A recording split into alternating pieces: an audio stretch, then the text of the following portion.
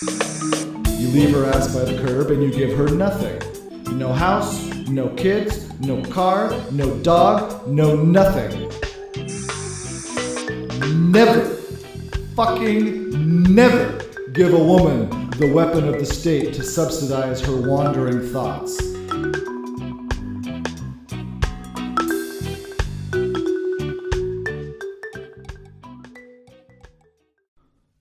Check 1 2 check. Hello everybody. Soy Slayer 420 here. How are all my brothers doing? Today's video is going to be on marriage, which is a topic that often comes up in the manosphere world here in the last couple years, and I'm going to give my take on it because I think this is probably the best way of looking at things.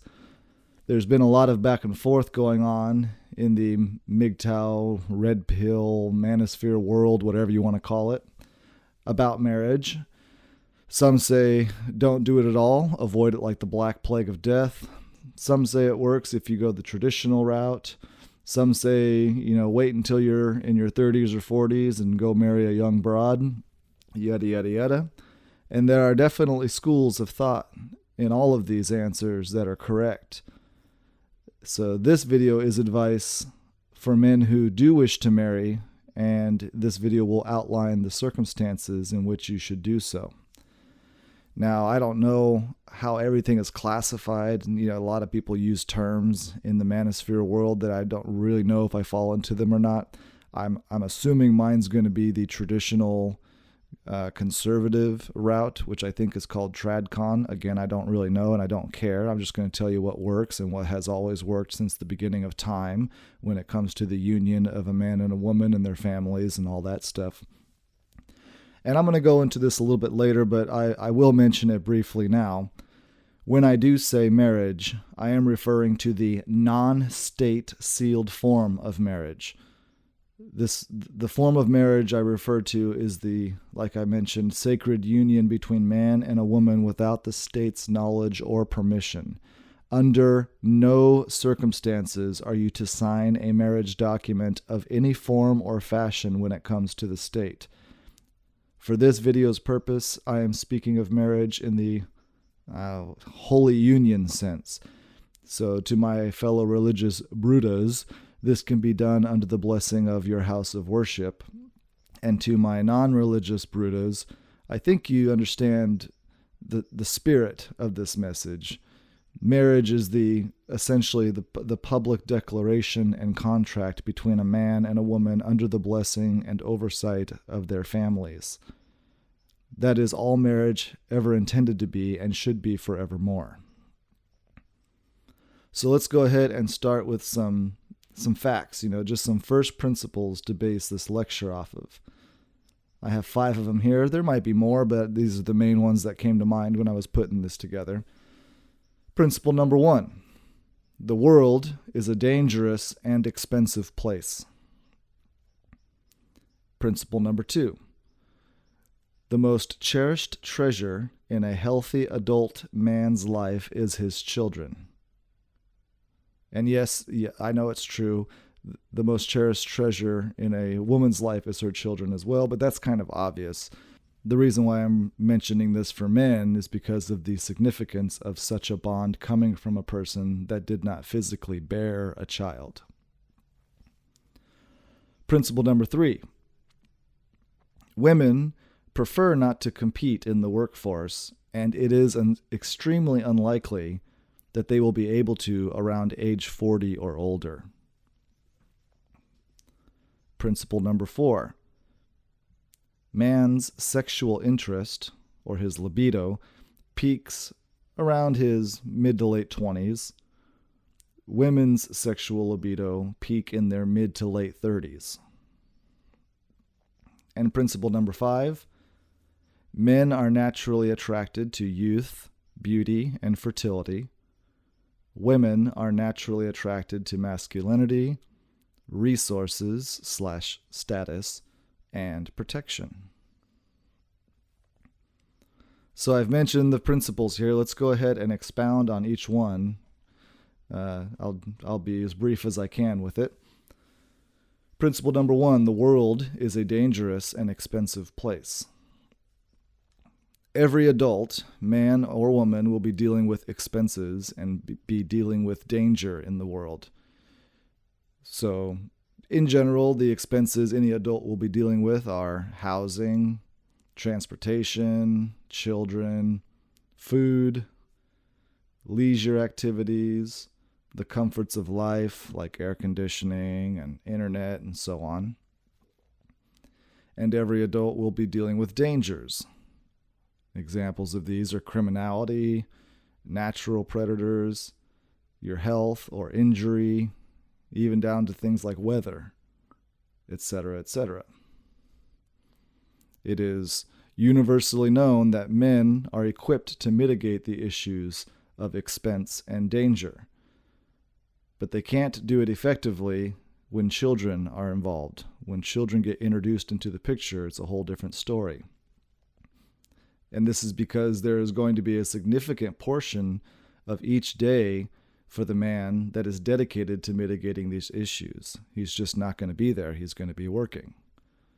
And children need constant supervision from birth until around age 10 to 12-ish.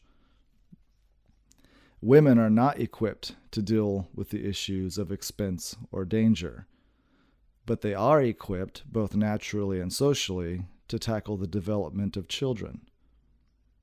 Whether we like it or not, we both badly need each other, to the point that I would say, with extremely rare exception, the rearing of healthy children is impossible without these roles being fulfilled. Principle number 2, the most cherished treasure in a healthy adult man's life is his children. More than his bank account, his house, his car, his tools, his toys, etc. If a father's child had an accident and ended up in the hospital, and he had to make the choice to save his child's life or trade every last thing that he has in his possession, they would all invariably say, "I would trade every last ounce without hesitation." And I don't think I need to spend much effort explaining that a person's children are irreplaceable. It's just something everyone knows.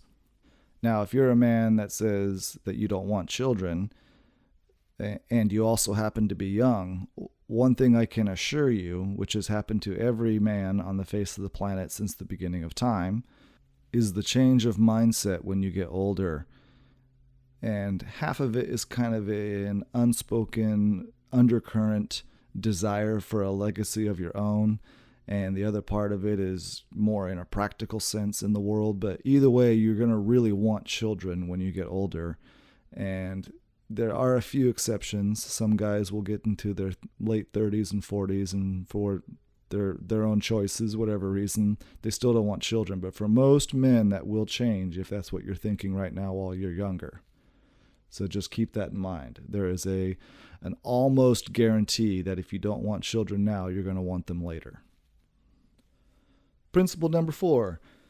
Women prefer not to compete in the workforce, and it is extremely unlikely that they will be able to compete around age 40 or older. Now, at this moment, I'm particularly referring to manual labor, but it is true in most sectors anyway.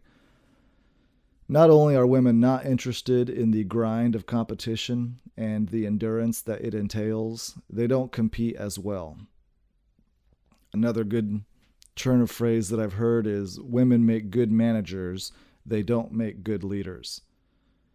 They often excel in carrying out orders and carrying out policy, mainly because it deflects the confrontational and adversarial nature of leadership, because they can, deflect to the authority of the policy and not have to deal with the sting of rejection. But they are much less inclined to take risks. This exists in the social realm as a reflection of what they intuitively understand on a primal and physical level. This is one main reason why the woke movies just don't work. Why women intuitively recoil from the male feminists and feminized movies, all the girl power bullshit, because they tend to keep their attention focused on movies like Pride and Prejudice, where the protagonist or the main focus of the characters are a feminine role and not the whole 105-pound secret agent whooping ass to a bunch of other soldiers. It doesn't compute. They know it and understand it intuitively. I mean, they may pretend like they like it. They may take their daughters to go watch it if there's a bunch of hype about the movie or something, but all women really intuitively know that it's just not possible. And so it doesn't work. Another one that's really silly is the whole woman CEO trope. I mean, even if women wanted to be CEOs, which they don't, they wouldn't be as good. They have lower average IQ and lower average endurance. And so that is the real reason why men are usually CEOs of big companies. Principle number 5. The sexual drive or the libido of man peaks in their 20s, and the libido of women peak in their 30s. Men are wired for sex. In fact, the sweet spot, the frequency of contentment, so to speak, is every 3 days, which just so happens to be the time it takes to produce the highest quality sperm.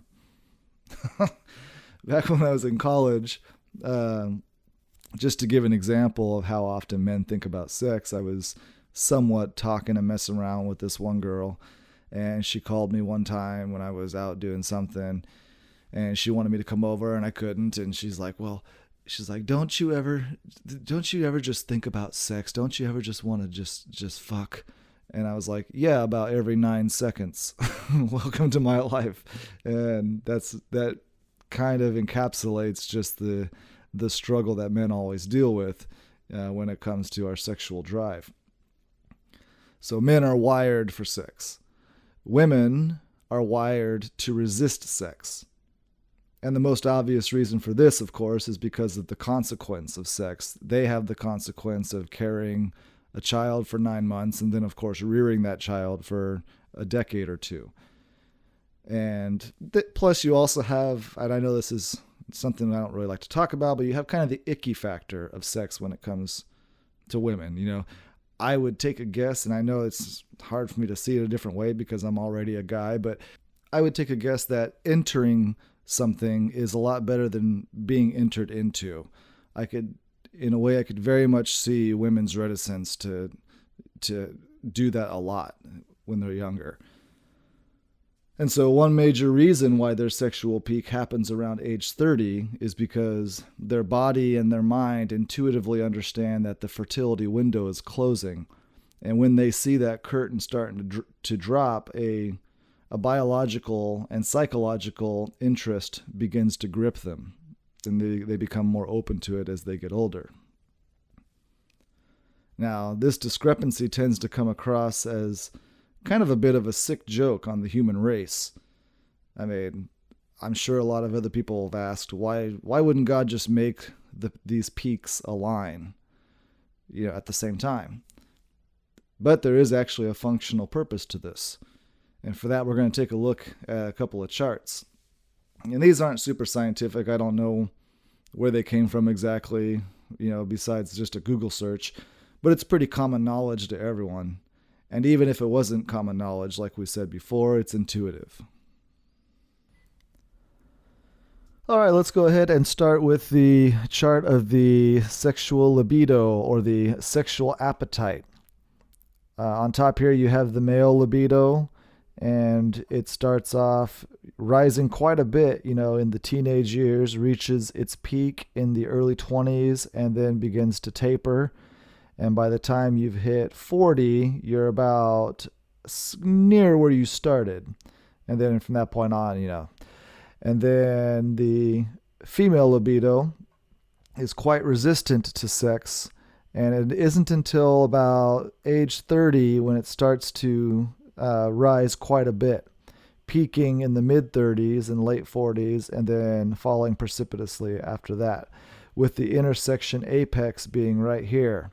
This is when the female looks start to fade at the same time that the male libido really is starting to lose interest, and this dark shaded area is the area in which you finally, will be able to, you know, make whoopee with your woman while she's in her peak, and your libido is falling, kind of consistent with her looks.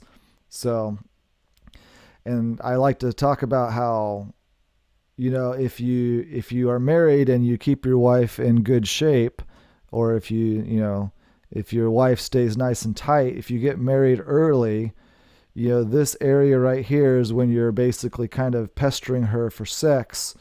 But when you start to taper off, she can still look pretty darn good at age 30.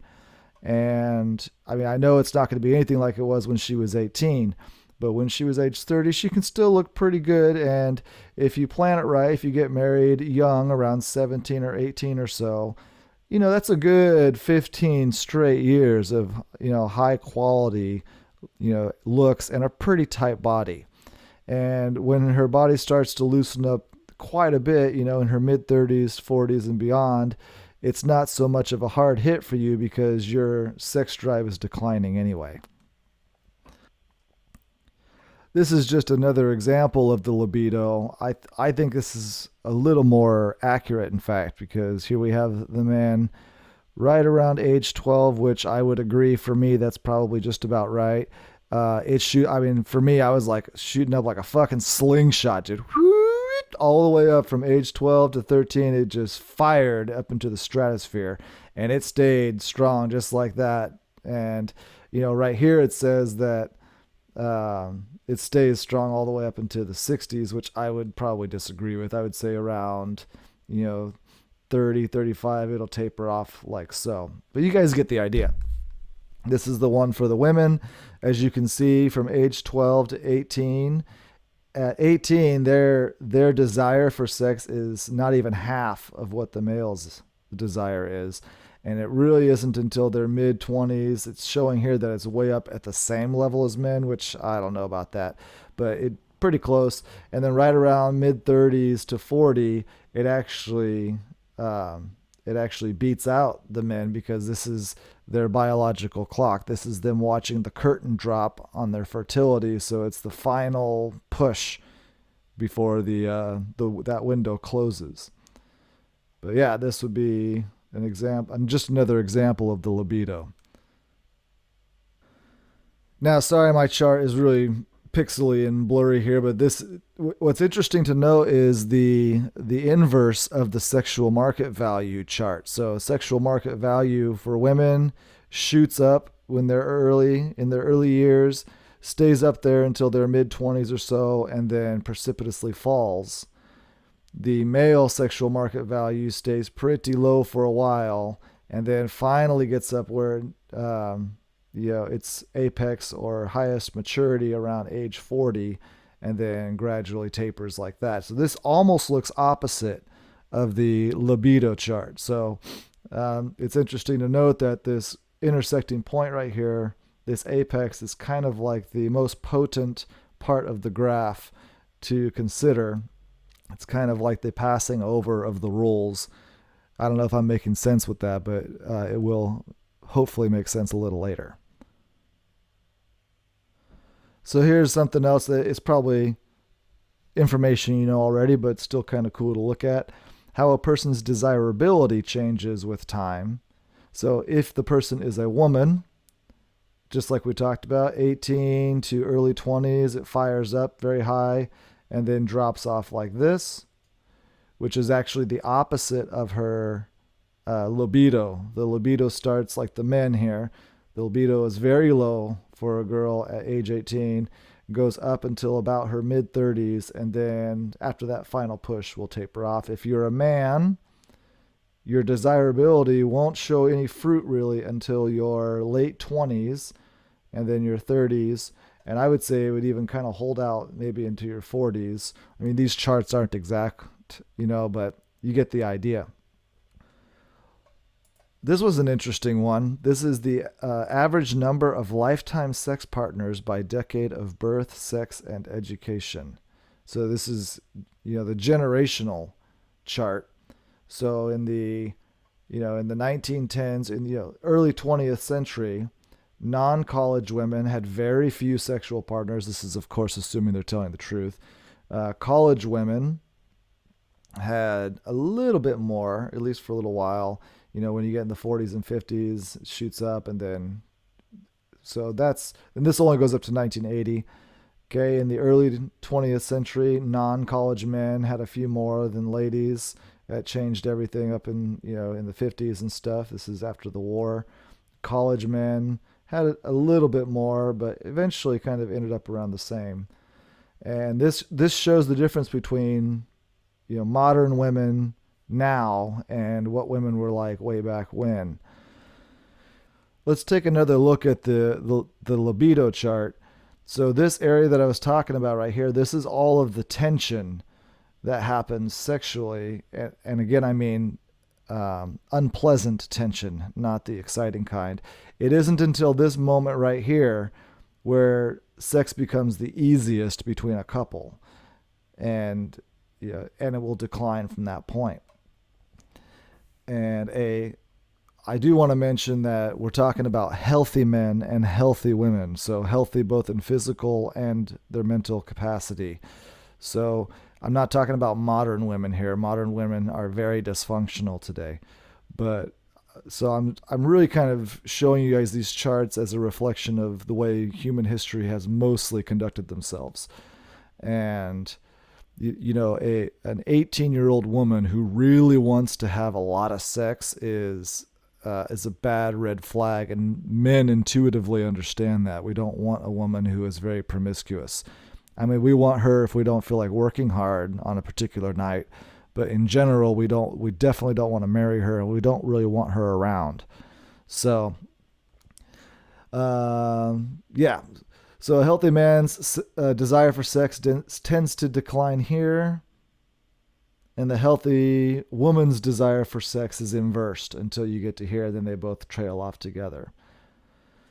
And these charts reflect the natural course of tension between the sexes. The most masculine male around this age, and by masculine healthy male, I mean a level-headed risk taker, because if he's a risk taker and it's not level-headed, he won't survive long. He's considerate yet deliberate. He's protective but not neurotic. He's loving but not foolish, etc., etc. That male will win the most feminine, healthy female right about here. And by healthy female, I mean she's very appealing, but she's chaste, submissive, but not overly dependent, wise, but not undermining, etc., etc. And yet even the most masculine male will still have to work for quite some years to quote-unquote turn on his wife to sex. There will always be this battle in the early years where you're going to feel like you're pestering her because she's going to recoil from sex for the reasons we talked about before. We talked about how men are naturally attracted to youth, beauty, and fertility, and women are naturally attracted to masculinity, resources / status, and protection. So again, this is something you guys already know, but it's still pretty fun to look at. This is the male sexual market value. This is what the female prefers. And it says here looks is about 15%. Now, I know there's a big portion of the manosphere that says looks is way more important than what most people are led to believe. And they might even be right, but that's for dysfunctional postmodern women. We're talking about a healthy female. A healthy female will not be hoodwinked or captivated by looks alone. If she was brought up in a healthy, functional, traditional home, she will know not to be, beguiled by that. But nevertheless, 15% will account for looks. Resources is maybe one that I would say might be a little bit larger than what they're showing here, but you get the idea. Game, I guess it matters a little bit, maybe not quite this much. Personality for ladies is a big deal. For guys, we don't really care if a girl has that much personality, but for ladies, they want a man with charisma who's kind of popular and who has, some status and pull. in a society. So that's where the personality comes in. Status is sort of the same thing. You can have status without having personality, but they do go a little bit hand in hand.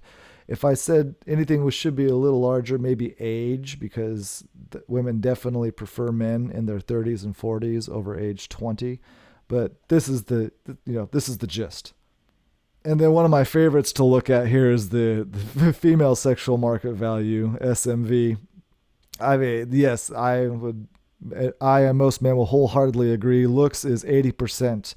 That is one gigantic slice of this pie, and looks, and luckily age kind of assists in looks when they're young, but when they get older, then, it kind of gets its own category. I would say age might even be a little bit bigger, especially if they're older. If they're like in their late 20s, early 30s, their age will become more of a factor. Status, we don't give a shit about. Personality, we give very little bit of a shit about. Game, again, I don't really know if it's that important. I mean, I would take off some of this pie maybe to add a little bit on the age or the looks. But yeah, I mean, if she's flirtatious, and submissive and feminine like, I guess that would count as game. And then I love this one. This is my favorite. Resources. Flat zero. Listen up, ladies. 0% of your sexual attraction comes from how much money you have, how smart you think you are, how many degrees you have. We just do not give a shit. Take note now before you waste years and years and years of the most valuable time of your life. So consider this chart again. I mean, just think about it from a numbers game. We talked about how at the beginning of a marriage, right around here, men are going to have high sexual drive and kind of, let's use the word encouraging their wives to have more sex. And once your sexual peak starts to decline and theirs starts to rise, then if you keep your woman kind of tight and you make sure that she's not blowing up, which is likely if you don't sign a marriage certificate, then, you have a lot of good time, for your sexual pleasure. You have from about age, let's say 18, 200 years ago, you would have gotten married around age, 15, 16. But right now, we'll just say 18, all the way up until, let's say this is like 32, 33. She'll still look pretty damn good, if she keeps herself tight. And even some ladies can go into their 40s looking not at all like they were when they were 18 and 20, but still pretty darn good in this nice shaded area where there will be a lot of sex. And so, I mean, I saw a video of, I don't know what it was. It was some guy in the South, and they were out fishing, and he was taking his wife out for her 50th birthday, and she was in a bikini. And I can't even believe I'm saying this because normally I would throw up in my mouth, but she looked like she was 21. I could not believe it. I mean, she obviously kept herself in really good shape. Now, me even thinking about touching a 50-year-old still makes me want to vomit, but it's still true. You can keep it together. She looked damn amazing for 50 years old. If I can find that right now, I'll go ahead and include it in this video. But anyway, back to where we were. All right, so we got the principles out of the way. Let's go ahead and quickly talk about the actual purpose of marriage. And I've heard a lot of different reasons or different purposes for marriage. I'll start with a couple minor points. I have 4 written here. There could be more. I don't know. I'm just going with these. And then there's one major point or purpose for marriage. The 4 minor points are, of course, the union between man and a woman, and then fostering a stable home for children. And then number 3 is securing sex for the man. And number 4 is securing resources for the woman. Those are all the minor points, like the day-to-day functions of a marriage. But I would say the major universal point is much more succinct, and it's simply to make your life mutually easier. And that's it. And we're going to go into a big old long list right now of why that is the case. The major purpose of marriage is to make life easier. Because you all know this by now, and if you don't, you're going to find out soon enough. When you become an adult, life is hard, life is tough, and it sort of gets harder the older you get. And there really is only one way to minimize these hardships, and I'm definitely talking about the people who have children or are planning on having children. Marriage is the only way to make life a little bit easier. But it is a very, very big decision, and you must be properly yoked, and it must be a decision that you vet thoroughly to make sure that you don't make your life a bigger pain in the ass than what it would have been if you didn't get married. All right, so like I mentioned before, this is probably along the traditional conservative route, and I should define a couple examples of what a traditional value or traditional circumstances look like. Number one, a virgin marriage, at least with the woman being a virgin. The man should be a virgin, but even if he's not, it's not as important as the woman. Generally speaking, women are not as concerned if the man is a virgin as long as he looks like he can get sex, or he looks like he is popular, or he has charisma, etc. And then everyone's always like, well, why the double standard? Why can guys have sex and women not have sex? Well, that whiny double standard gripe can be wrapped up pretty perfectly with this demonstration. Okay, you have a woman standing on the side of a road and holding a sign that says, I want sex. And it could even be just an average woman, a 5 or a 6, has a sign that says, I want sex. She's going to be approached in probably less than 5 minutes. I would say maybe even less than 1 minute by anybody driving by. Now you take a man, exact same SMV value, a 5 or a 6, an average dude standing on the side of the street with a sign that says, I want sex, and he's going to be standing out there for years. He will starve to death before he gets approached by anybody who's willing to have sex with him. Even a 2 or a 3, a woman who is a 2 or a 3 will still just be repulsed by him. So that's why the double standard exists. It is very, very difficult for a man to procure sex. And for a woman, it's as easy as dropping a hot potato to have a sexual encounter. So that's why the double standard, quote unquote, exists, even though it's not a double standard because there's advantages and disadvantages for both sexes. All right, the second example of traditional values. Sorry, I forgot to mention that I have 5 written here. There's probably a lot more, but I'm just going kind of quick here. Second example of a traditional value or a traditional circumstance is heavy family involvement. Your family will usually live pretty close to you, and usually the bride's family. And as much as you would like to think it wouldn't, it actually does help in your early years of marriage, the child-rearing years, because there will be protection for your wife and kids while you're out working. Strong tribes have much less chance of danger and higher likelihood of raising strong adults. The family is heavily involved. Just in the last 100 years or so, things have changed drastically, but for the first 99% of our human existence, when you got married, your in-laws usually lived on the same property as you, or if not that, very close. So it was just a common thing. Everyone just knew that's how it was going to go. Usually the man would move away, from his family because you're going to establish your own family, but wherever your wife or your bride was, you would look for a place near there, or you would end up, sharing property, essentially. That would be kind of, if it came in the form of a dowry or whatever, the family was usually close. And back in the day, that was very helpful. Number 3, religious influence, usually. Your marriage is anointed and under the oversight of God and not the state. Number 4, a masculine male and a feminine/submissive female. Not only do things run more smoothly this way, but they just so happen to be what each partner prefers. And the last one, the last example of traditional values, the man works in the field, the woman works at home. Again, both members prefer this. The man makes more money when he doesn't have to maintain the house, and a woman prefers to beautify a home rather than endure the grind through grueling labor or face rejection in competition. Both people benefit.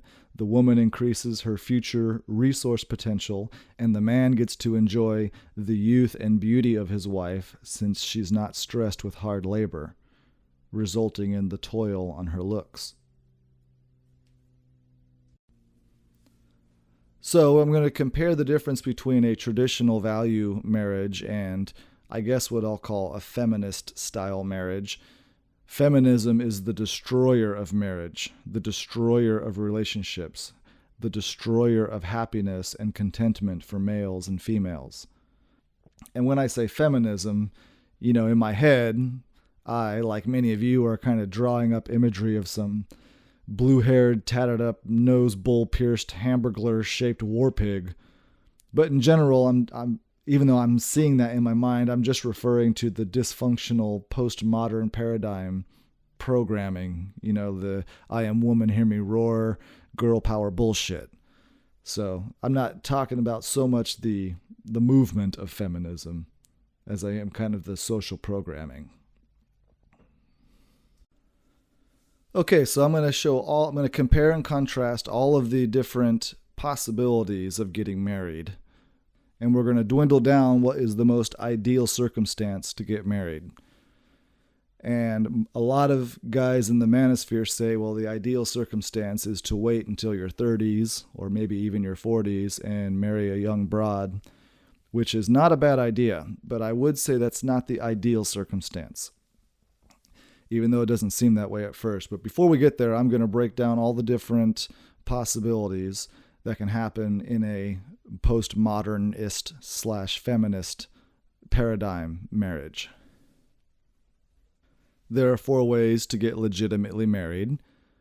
No, I'm not talking about gay marriage. That's not real marriage. Sorry. You can cry about it, but I don't give a shit. There are 4 ways to get married. You have a young man and a young woman get married. A young man and an old woman get married. And by old, I mean, late 30s and 40s. You can have a young woman and an older man get married, or an older man and an older woman get married. Those are 4 different choices. Let's start with the young man and the young woman get married in a feminist style marriage. Advantage man.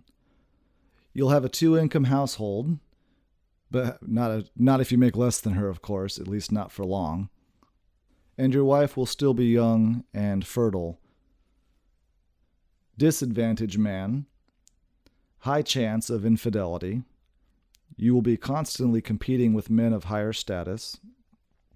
Very high chance of losing half of your wealth and your time with your kids.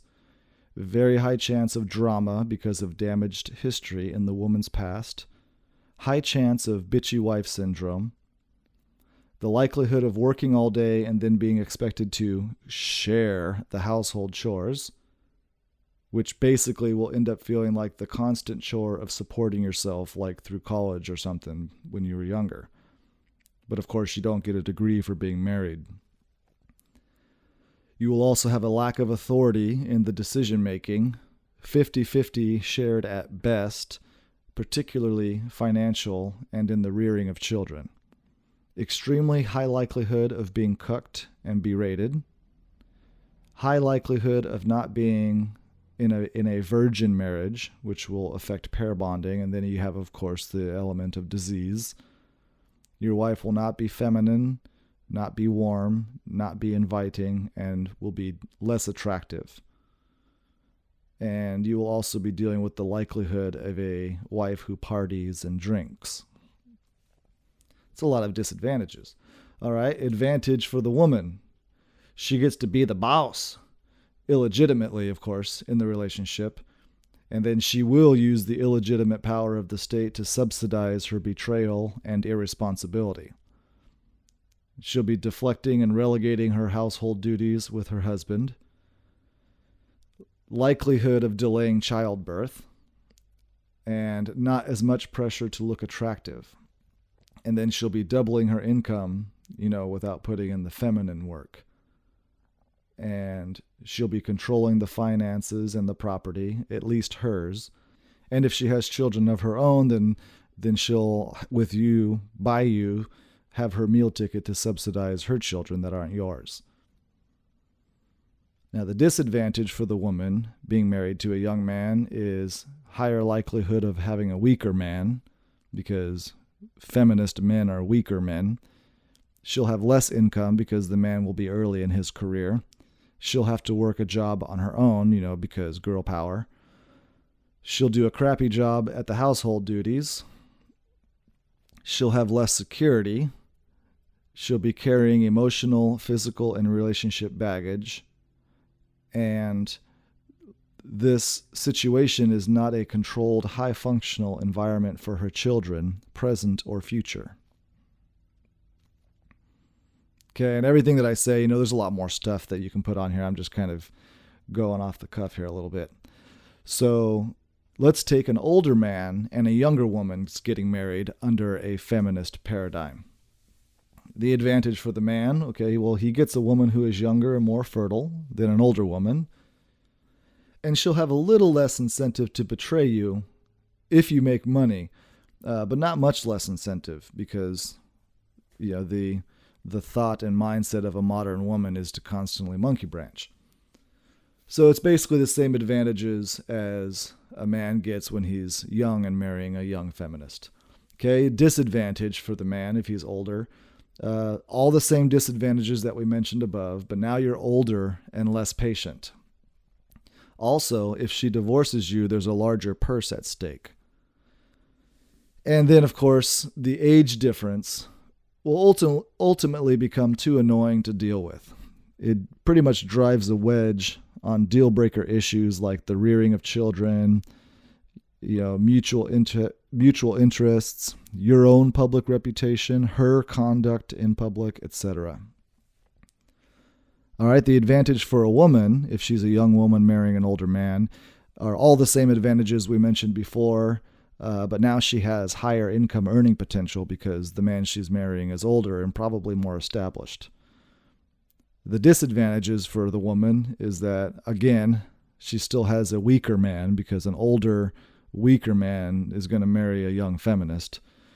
She'll have more income, but she still needs to work a job because, girl power and all that bullshit. She still does a crappy job at the household duties. She still has less security. She's still carrying emotional, physical, relationship baggage, and it's still not a controlled, high-functional environment for her children.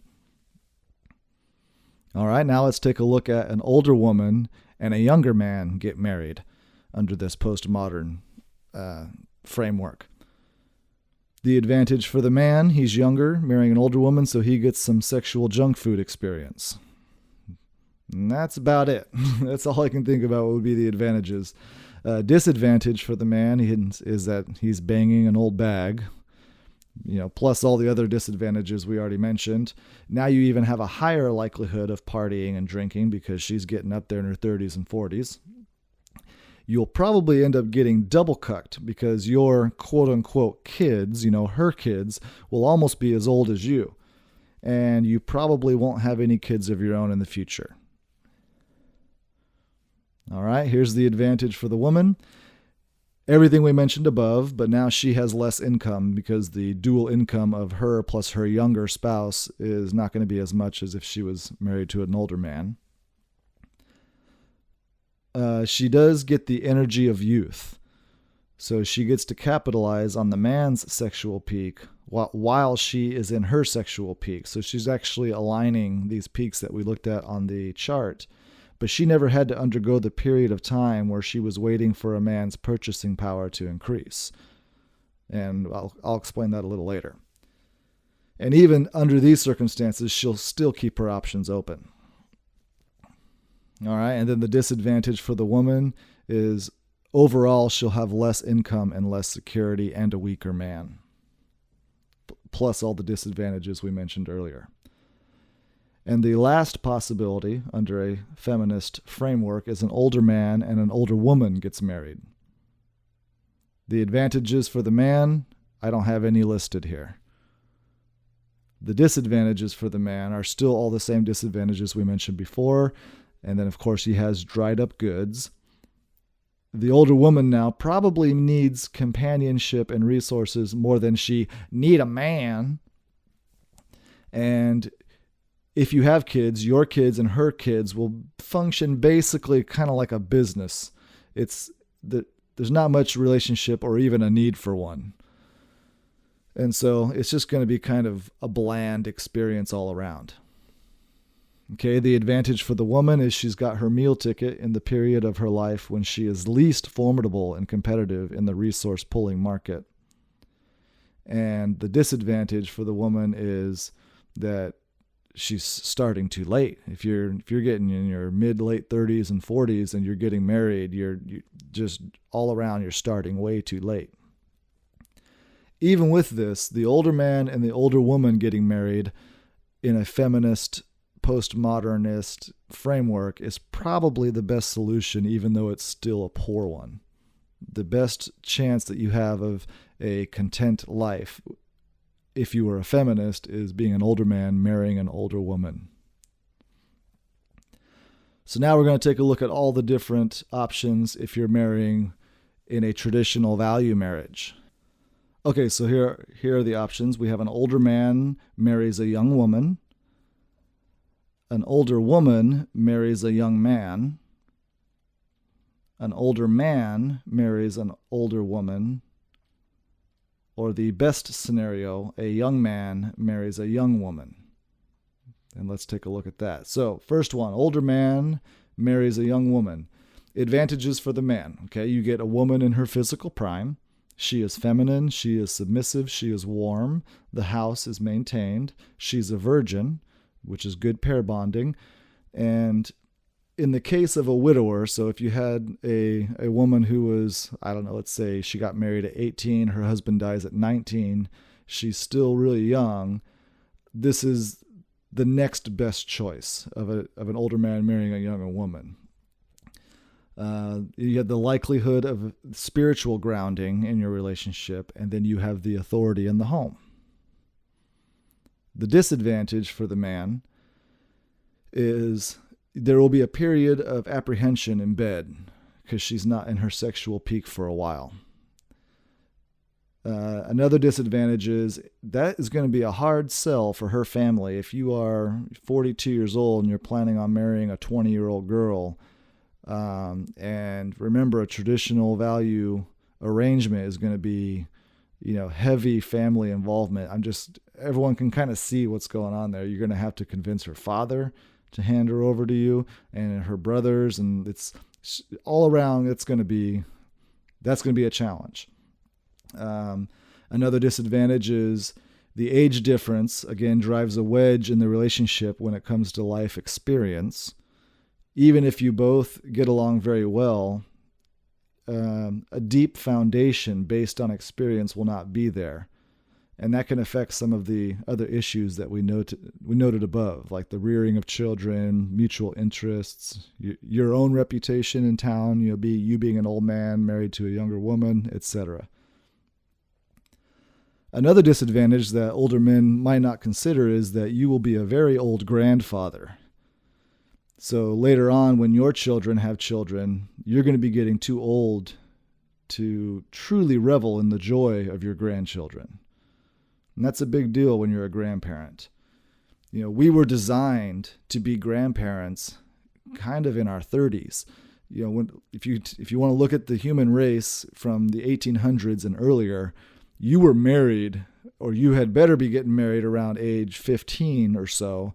You have kids shortly after, and when you're in your early to mid-30s, you're a grandparent. And when you're in your early to mid-30s, you still have a lot of vitality and strength in you, and you could do a lot of things with your grandkids that you cannot do when you are in your 50s and 60s. And a lot of people don't consider that when they advise people to wait until they're older before they get married. They're having grandchildren, which I don't have. I'm not old, I'm 40. I'm in my 40s, but I don't have grandchildren yet. But I know all of the other grandparents that I've talked to, it is a huge deal. And anyone who's listening right now who's a grandparent is nodding their head because they know it is a big deal to be a grandparent. And I'm sure if you asked them, they would much more prefer to have been a grandparent in their 30s, the way that we used to be. Okay, and then another disadvantage to being an older man with a younger woman is you have a slightly higher chance of drama. I mean, not as much as a feminist, but you will still have some drama going on because the experience of time hasn't touched her the same way it has you. 20 years on the earth is much different than 40. All right, so the advantage for the woman. She lands a man in his prime economic purchasing power. She lands him in, for the most part, his prime physical attraction. There's still the likelihood of spiritual grounding in the union and a high functional environment for her children. And kind of like what I was talking about before, the disadvantage for the woman in this case is she doesn't really get a chance to grow and develop with her husband together at the same age. If she marries him at age, and he's in his 40s or close to 40s, she's going to get a good 30 years out of him, time, real estate wise, of engagement and relationship. But this would be as opposed to 50 years out of a normal relationship that would be if both people were marrying together young. So that's a lot of time that's lost because of that. Okay, so let's take a look at an older woman marries a young man in a traditional value circumstance. This really is non-existent. I don't have advantages or disadvantages for the male or the female because it just doesn't happen. So moving on. Older man marries older woman. Okay, this is the advantage for the man. This is the third best scenario. So the best scenario is marrying young. The second best scenario is being an older man married to a young widow. And the third best scenario is an older man marrying an older widow. So she's going to be warm and submissive, and she's not going to be apprehensive in bed because she's now past that reticence period. The disadvantage for the man is, again, you have dried up goods. You're going to have other children involved, most likely. But the good news is they probably will have better soil for developing relationships than in a non-traditional marriage. So your kids and her kids will probably get along much better because both of you have traditional values. You might be dealing with the element of the woman having trauma from the loss of her former husband. And unfortunately, due to her age, she won't be as feminine because her looks will be fading. And of course, she won't be a virgin, which is, it's not something that you hold against her because she would have been married previously and had her kids, under the proper circumstances. But nevertheless, she's not a virgin. All right. And then the advantage for the woman, an older woman married to an older man, is financial security. She'll have a male and, generally speaking, his physical prime, and she'll have companionship. And the disadvantage for the woman is that, of course, she'll have all this possible leftover suffering from, even if she's not trying to, comparing her first love to you. And that might be a long transition period. All right, so now we are finally to the best scenario. This is when a young man marries a young woman.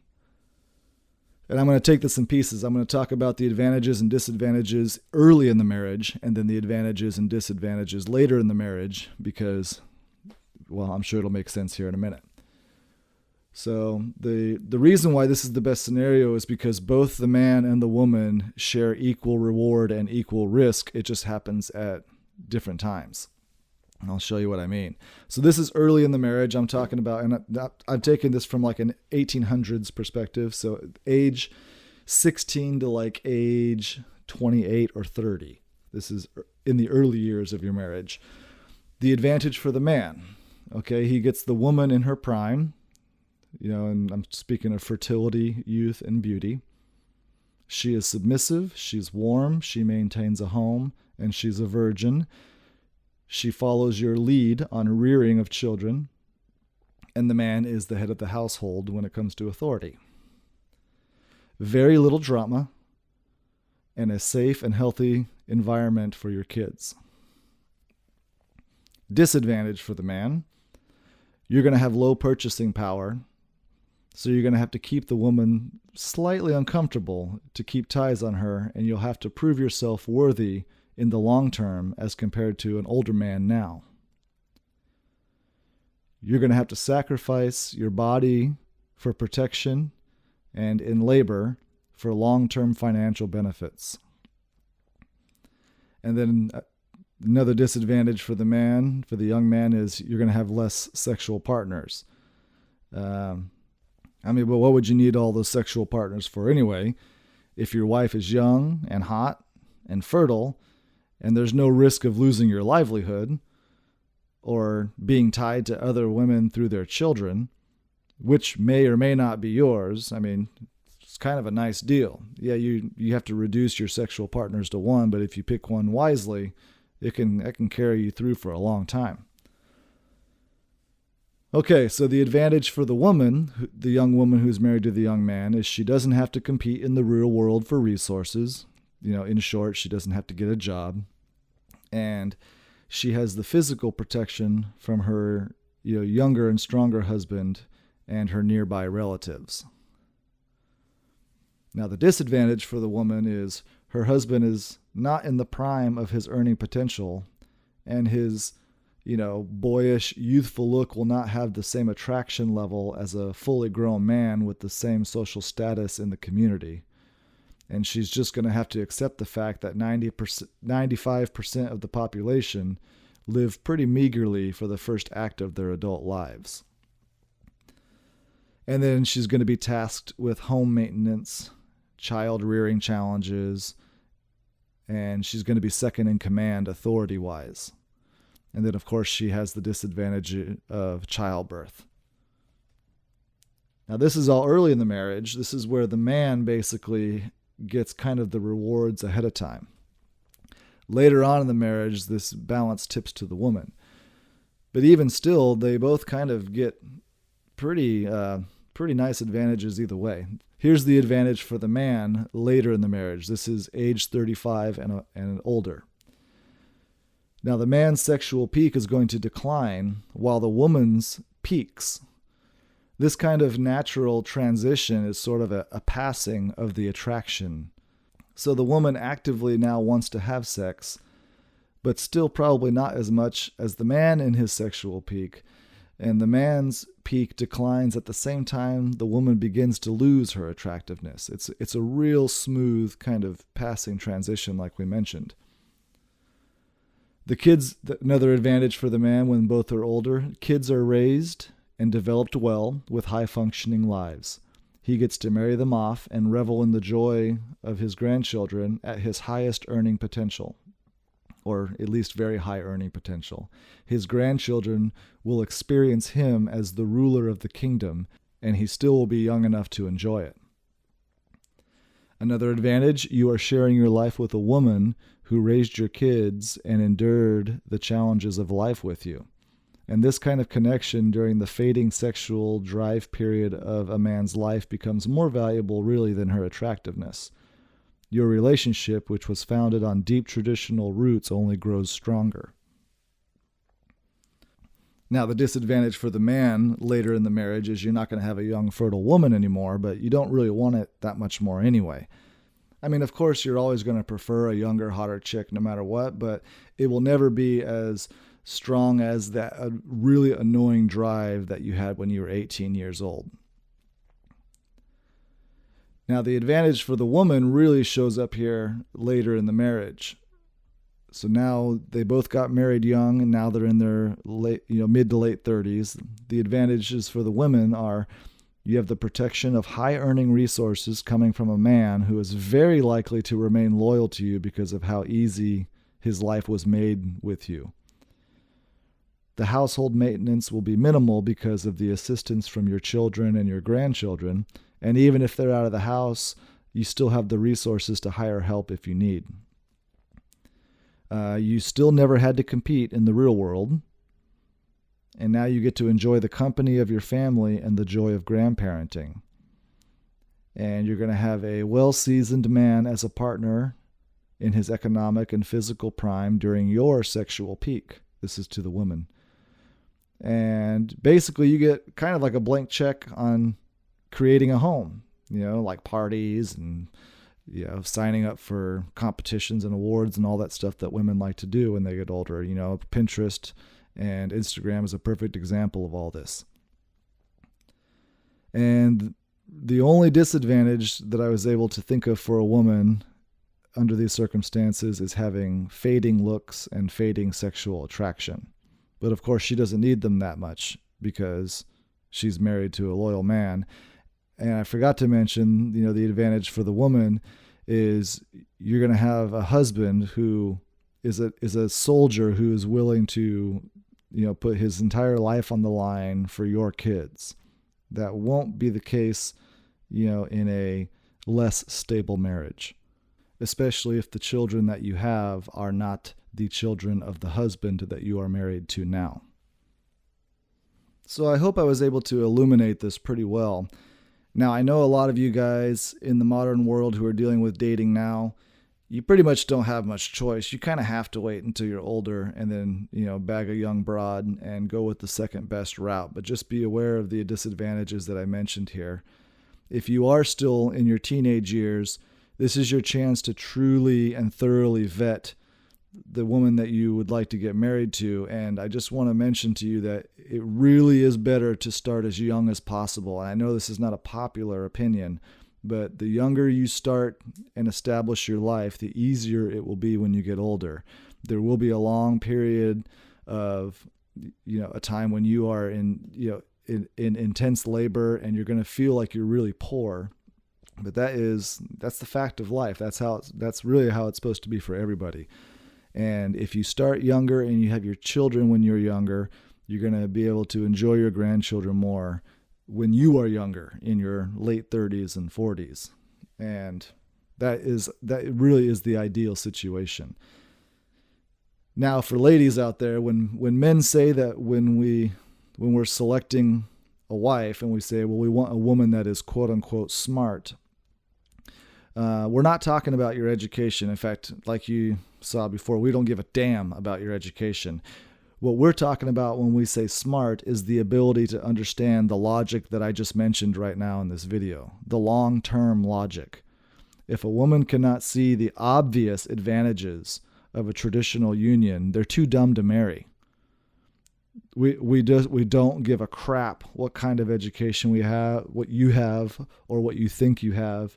We care about down-to-earth logical intelligence. And for those who think that I'm still wrong about marrying young, why do we observe ceremonies in pretty much every society for girls, around age 15, 16? Like, in the United States, we have a Sweet 16 birthday party, or in Mexico, they have the quinceañera, which is 15 years old. And in most societies for men, we have that same kind of rite of passage around the same age. Now, in America, it's kind of gone. It's basically your high school diploma, but that rite of passage used to be something that men would go through, all the way up until the 1800s or so in some fashion. I mean, that moment in a person's life is the time when I think for and I don't know the details on this, but I think for the Jews, they have their, bar mitzvah or bat mitzvah, which is supposed to be the time when you officially become a man or a woman. That's like the seal of approval. Bam, you're ready. Go out there and get married. It's basically what the purpose of that party is for. And the good news is, if your society doesn't have an official rite of passage or a recognized rite of passage for men or women, there is a natural rite of passage. And that happens at the moment of sexual intercourse. That's when you officially become a man or a woman. And unfortunately, that moment, that experience is so volatile with all of the things that can happen because of it, that it's very, very dangerous to do so unless it is under very strict circumstances. And whether it's a religious thing or whether it's something that you understand to be a natural progression of society, we have marriage is the best chance of turning the rite of passage of sexual intercourse into something that is beautiful and amazing instead of the high likelihood of turning into a 2 or 3 decade long torturous prison. I mean, unfortunately, I didn't know this stuff until after I got married, and I didn't have children until my 30s, and my wife, together, I should say, we didn't have children until our 30s. And it kind of hit me. I was like, well, when you got your period around 14 or 15, I mean, were you just ovulating for 15 years for practice? Because we're all taught, the social programming is to delay adolescence. And so we're all being told that you have to wait until you're, after you go to college and get a job and blah, blah, blah, and then you can start having kids. I'm talking about the woman here.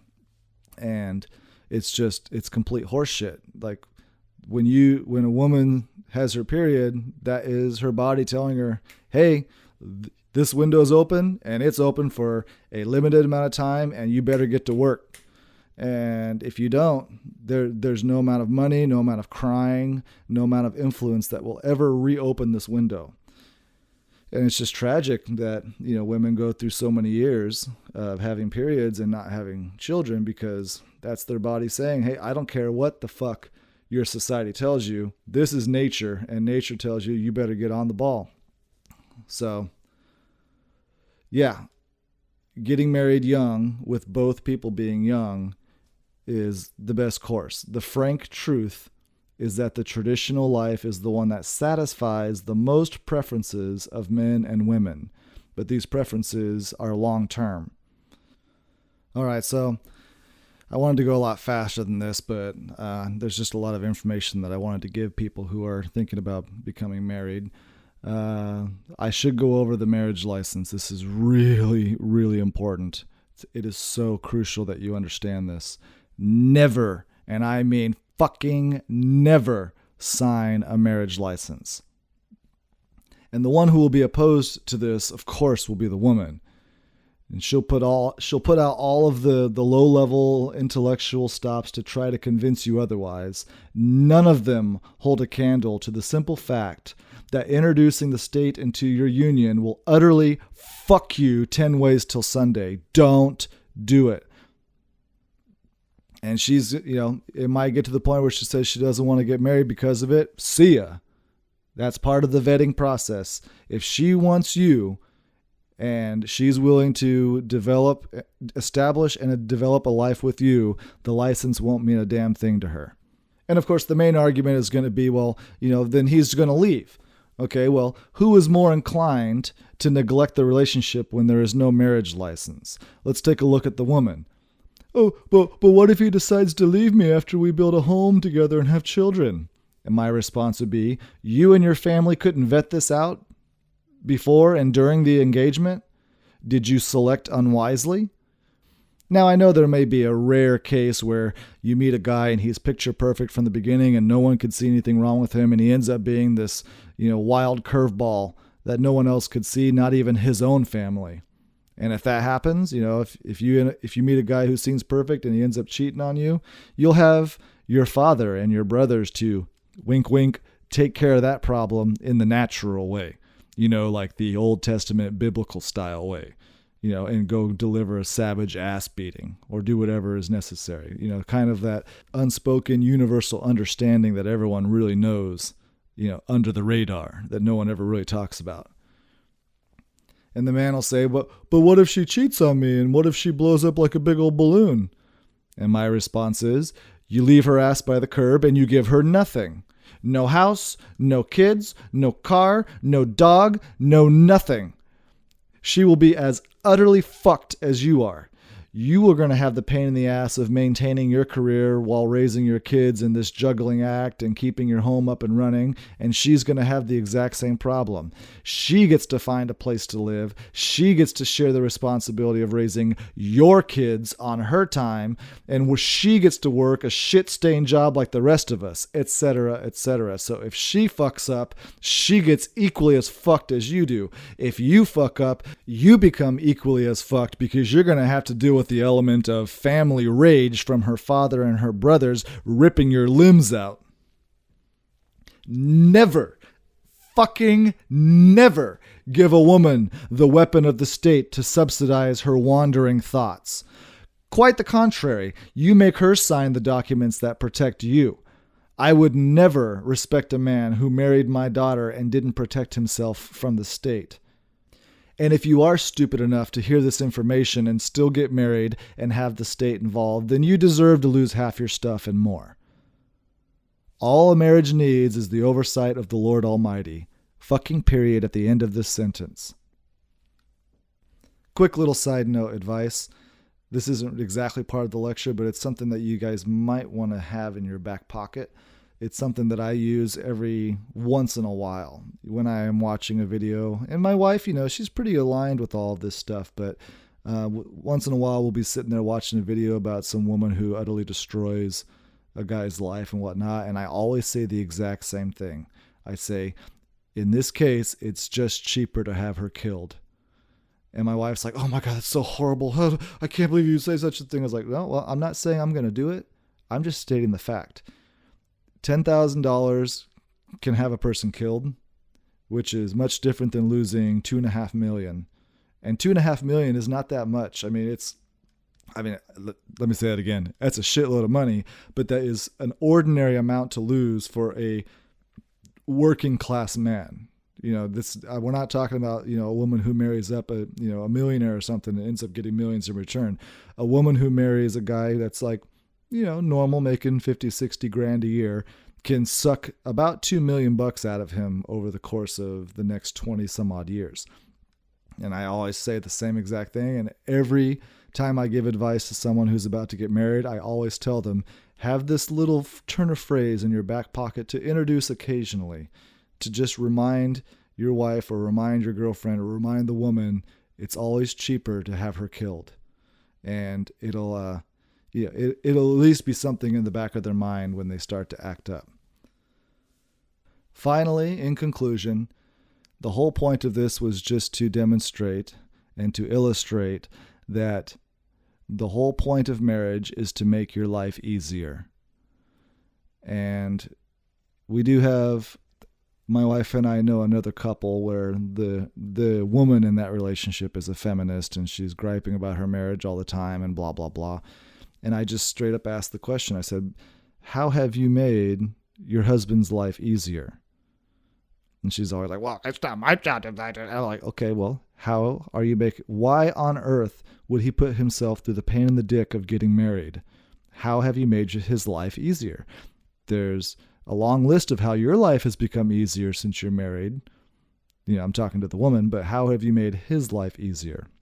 She doesn't really have any answers because they fight about how they take care of the kids. They fight about money. They fight about shared chores in the house, blah, blah, blah, bullshit. That's the simple question. When I get married to this woman, is my life going to get easier?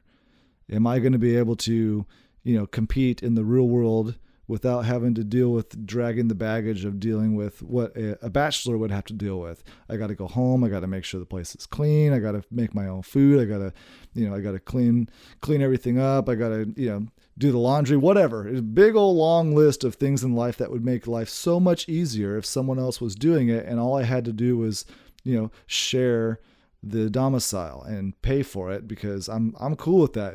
If I get to pay for someone else's life and they can do the really big ticket items like take care of my kids and just make the home a place that is, here's another way to say it, work sucks ass. Everyone knows it. Everyone has always known this. Work sucks ass, and it always will. And the home is supposed to be the anti-work. The home is supposed to be the opposite of work. Home is supposed to be the place that you go when you finally get off of work. The place where you go to have fun and to have leisure, to play with your kids, to have time with your family, to have sex, fun. If that's what home is supposed to be. And if you're married to someone and home is not the anti-work, you are not married well. You did not select well. And I'm talking, of course, from a guy's perspective. It might not be the same for a woman because she's always at the home. So home is kind of like work for her, but that's okay because that's part of the arrangement and the rules. But I'm talking about to men right now. When you get home, home is supposed to be the anti-work. Now, when you're a bachelor, you go home and home is still the anti-work, but you have to do the work at the home too. So you're working kind of like two jobs. Marriage makes it where you only have to work one job. You get the benefits of highly developed and well-raised children, and you have a nice place to be in. It's kind of like, for me at least, it's kind of like coming home to a hotel every day. And that's why I advise people under these circumstances. Marriage will make your life easier. This has always been the case if you do it properly, if you make a good selection. There's the old turn of phrase, what's mine is mine and what's yours is mine. You guys have all heard this before. And we all say it kind of like as a joke, kind of in frustration. But actually it is a true statement when you're talking about marriage. And I just want to make sure that you guys talk to your fiance or the woman that you're selecting, and you make sure she knows, if I'm going to accept you in my life, how are you intending to compensate? Because these are my terms. I don't know if a woman realizes what she is suggesting when she says, I want to get married to you and I need you to be my only sexual partner. That is cutting out a gigantic pie in the desire of a man. Like when we hit age 12 and 13, we get introduced to this guy, called libido, or puberty or whatever you want to call it. And he's like, hey, how you doing? I'm sexual desire. I'm puberty, and nice to meet you. And if you don't mind, I'm just gonna rule your life for the next 20 fucking years. And I'm just gonna make every single passing thought in your mind be filtered through this drive. And yeah, nice to meet you. Yeah, have fun. And we're just like, it's horrible. And to reduce that down to one person is going to require an enormous compensation, not only sexually, but just generally in life. All of the things that we need to happen in our lives and in the home, it's going to need to be compensated if you want me to sacrifice, my sexual conquests as well as my finances. Because I'm already dealing with the broke dick, tentacle long arms from the she-bitch of the state coming in and invading into my life and taking my wealth. I don't need two of those. But I will say that my wife compensates me very well. My life undoubtedly is way easier than if I was trying to do what I'm doing in my career by myself, especially if I had to do it and deal with children. I mean, we have children, but I don't have to deal with most of what the children need because I'm gone from the morning until late afternoon. And when I come home, it's basically playtime with a couple little things here and there that, I work on with them, but it's basically playtime, which is what it should be. So this really is the best trade-off under these circumstances, because the man early in the marriage has to give up his time and labor instead of doing things that he selfishly wants to do for himself so that he can support a wife and children. But he gets her body when she's, the most bomb.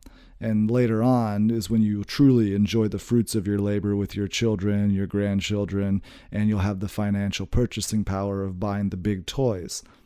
And for her, early in the marriage, she doesn't need to give up time and labor. She gives up her body at first so that later on, like you, she can enjoy the true fruits of her labor, like her children, her grandchildren, and the financial purchasing power. So both parties have to delay the things that they would want to do for fun, their own selfish purposes, that later on give truly good fruit and true wealth.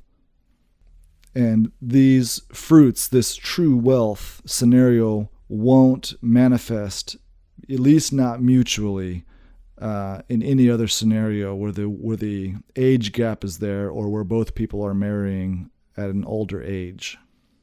So that's it. Marriage, the point of it is to make life easier and to turn your home into the anti-work. I hope you guys enjoyed. I hope this was helpful. Y'all take care now. Talk to you again soon.